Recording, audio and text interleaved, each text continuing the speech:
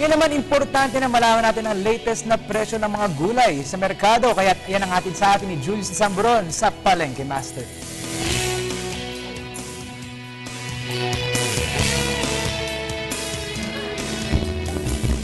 Good morning mga boss, dito pa rin po tayo sa Sangitan Market sa Nueva Ecija at ngayon pong araw na ito ay sisilipin po natin ito po mga presyo na ating pong mga prutas, mga sariwang prutas. Tatanungin natin kung iba nga ba ang presyo dito sa lalawigan sa syudad. Magandang umaga naman. Ayan, tatanungin po namin ba? Happy po mami. Yes. Yes, tanungin po namin kung nasa magkano na po ito po mga presyo po natin mga prutas sa Bansanas po. Ang masanas namin, yung 113 pang 10. Ang pongka naman na 100 ay pang 5. Ay yung karachi kung tawagin nila, pang 10 din. Ang ubas, 200, 180 per kilo, pwede. Pwede na po yung Oo, sa seedless, ganun din. Sa seedless, 240, 230. ano mas masarap doon. Siyempre, seedless.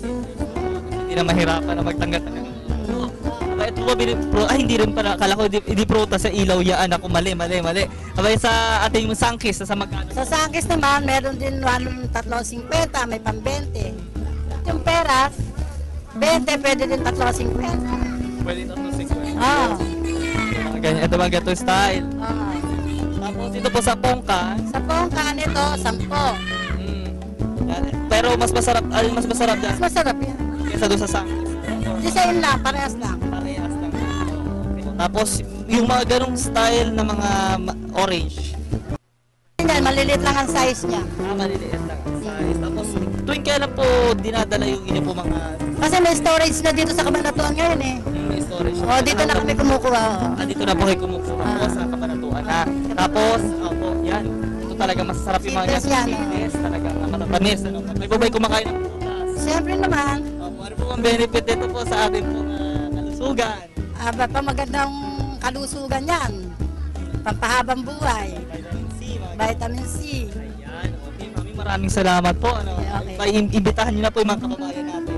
Tanungin po. Oh, mga kababayan, dito na kayo bumili sa amin at mura lang.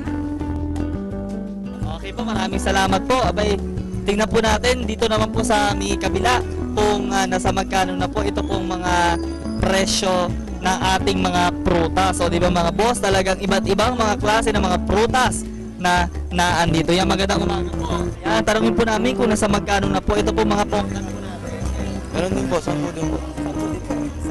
Tapos sa mga pongkan, 5 piso. so po nagagaling mga ganyan. May storage na po. Ako. Tapos sa ito po ba yung seedless? May buto. May puto na saan yung seedless po. Yan, sa magkano po yung ganon? Ito, 50 po ang port. Tapos itong seedless, Ano, 60. tapos ito mga peras. Ito, 20.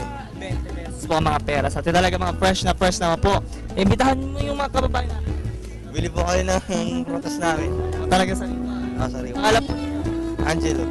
Si Angelo, maraming salamat po. At mga boss, talaga makita natin na talaga mga fresh itong ating mga prutas na nandito sa Nueva Ecija. Mula pa rin dito at para sa Telebisyon ng Bayan, ako po si Julius Samburon. Good morning, boss.